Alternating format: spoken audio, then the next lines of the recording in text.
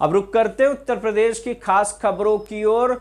लोहड़ी पर्व की आप सभी को बहुत बहुत हार्दिक शुभकामनाएं। और इस वक्त की खबर जो सामने आ रही है उत्तर प्रदेश की राजधानी से आ रही, जहां भारत एकेडमी के रजत सक्सेना ने दी सभी देशवासियों, प्रदेशवासियों, क्षेत्रवासियों और स्कूल के कर्मचारियों को लोहड़ी और 22 तारीख को हो रहे प्राण प्रतिष्ठान कार्यक्रम को लेकर शुभकामनाएं। वहीं हम आपको बता दें, एकता गुप्ता चीफ सब एडिटर ने जाना किस तरीके से वे भागीदारी दे रहे हैं इस लोहड़ी दिवस को मना करके। और 22 तारीख को हो रहे अयोध्या में प्राण प्रतिष्ठान कार्यक्रम में आइए डालते हैं एक विशेष रिपोर्ट पर नजर। नमस्कार, मैं एकता और आप देख रहे हैं एसटी न्यूज़। आप सभी को लोहड़ी की बहुत सारी शुभकामनाएं। आज हमारे साथ भारत एकेडमी रजत सक्सेना जी हैं, उनसे जानते हैं कि इस बार वो लोहड़ी और मकर संक्रांति के लिए क्या कहना चाहेंगे। बहुत बड़ा दिन है, बहुत बड़ा है, एक समय आ रहा है 22 जनवरी, जहां प्राण प्रतिष्ठा होने जा रही है अयोध्या में, बड़ा राष्ट्रीय पर्व के तौर पर सेलिब्रेट हो रहा है। सर, आपको बहुत बहुत शुभकामनाएं मकर संक्रांति और लोहड़ी की, क्या कहना चाहेंगे?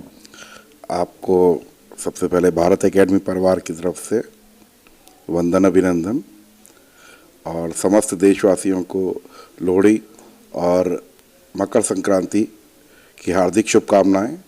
सभी का मंगल हो और सभी स्वस्थ रहें, मस्त रहें, ऐसा मैं प्रभु श्री राम से कामना करता हूं। अभी 6 तारीख से 8 तारीख तक मैं अयोध्या में ही था, और जो अयोध्या में जब मैं भ्रमण कर रहा था तो मुझे वास्तव में एहसास ऐसा लग रहा था कि वास्तव में राम आ रहे हैं।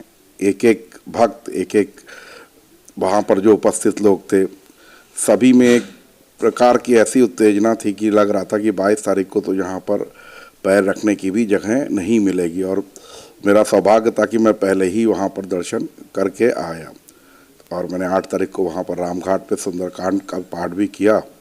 प्रभु की कृपा भी बनी रही और वहाँ संतों का सुंदरकांड की फोटो इमेज आप स्क्रीन पे देख रहे हैं। सुंदरकांड 8 तारीख जनवरी को, वहाँ जब बीच में ठंड देख रहे हैं, यहाँ पीछे कोहरा है और रजत जी बैठ के वहाँ सुंदरकांड का पाठ हो रहा है। ये मॉर्निंग में 7 बजे से स्टार्ट होकर कब तक चला? 7 बजे से पूरा अनुष्ठान 12 बजे समाप्त हुआ था। सुंदरकांड में 3 से 4 घंटे लग जाते हैं, क्योंकि सुंदरकांड मुख्य इसलिए है क्योंकि इसमें जब आप किसी पिता से उसके पुत्र की, यहाँ पर जो है श्री राम जी से के सामने हनुमान जी की प्रशंसा की गई है, और जब पिता के सामने पुत्र की प्रशंसा की जाती है तो पिता जो है वो उसको बहुत आनंदित होकर सुनते हैं। तो इसलिए उसमें 3 से 4 घंटे लग जाना और उनको सुनाना एक विशेष प्रकार का भाव होता है। और उसके बाद थोड़ा भजन का भी हुआ। वैसे मैं कोई गायक तो नहीं हूँ, लेकिन एक भाव से गाता हूँ तो ऊपर वाले तक मेरे ख्याल से आवाज़ हमारी ज़रूर पहुँच जाती होगी। आने वाली 22 तारीख को भी पूरे दिन ऐसे ही धार्मिक अनुष्ठान, सुंदरकांड और सारी चीज़ें जो है भजन कीर्तन से संबंधित होंगी, और बड़े हर्षोल्लास का समय है। और हमारे राम सत्य का प्रतीक हैं, धर्म का प्रतीक हैं। वो एक होती है राजनीति और एक होती है राम नीति। तो राम नीति को मैं फॉलो करता हूँ, क्योंकि राम किसी का अहित नहीं कर सकते, और राम त्याग का प्रतीक हैं, जो कि सबके सामने ही है, सभी को जानकारी में है कि भाई के लिए या अपने पिता के वचन को पूरा करने के लिए उन्होंने कैसे जो है वो अपने, जिसका कि अगले दिन वो राजयोग लिखा हो, राजगद्दी मिल रही हो, और रात में उसको जो है संदेश जा रहा हो कि तुमको कल सुबह वन गमन होना है। और उन्होंने वन गमन जब हुआ तो उन्होंने उनसे कहा गया कि आपको तो राजगद्दी मिल रही और आपको वन भेज दिया जा रहा है। तो उन्होंने क्या संदेश दिया था कि मुझे पिताजी ने वन का राज्य दिया है, वनवास नहीं कहा, मुझे वन का राज्य दिया है कि मैं वन के राज्य को जो है वो मैनेज करूं। तो ये सोच का विषय है, और हमारे राम सभी के आराध्य हैं, और सभी का कुशल मंगल हो, ये मैं कामना करता हूँ। सवाल है, जय श्री राम और सिया राम में कितना अंतर है, और हमें जय श्री राम कब कहना चाहिए और सिया राम कब कहना चाहिए? सिया राम मतलब सीता राम, जय सिया राम मतलब जय सीता राम, और जय श्री राम भी श्री हमारी सीता जी ही हैं, लेकिन हम किसी का जब नाम लेते हैं तो किस भाव से लेते हैं ये डिपेंड करता है। अगर हम उसमें राजनीति मिक्स कर देते हैं तो वो जय श्री राम जो है वो आक्रोशित हो जाता है, वो गलत हो जाता है, वो गलत हो जाता है। तो जब भी हम नाम लें भगवान का, जय श्री राम या जय सिया राम, तो बहुत ही मृदुल भाव से उसको बोलना चाहिए, आक्रोशित होकर, या ऐसा ना लगे कि हम उसको मिसयूज़ कर रहे हैं।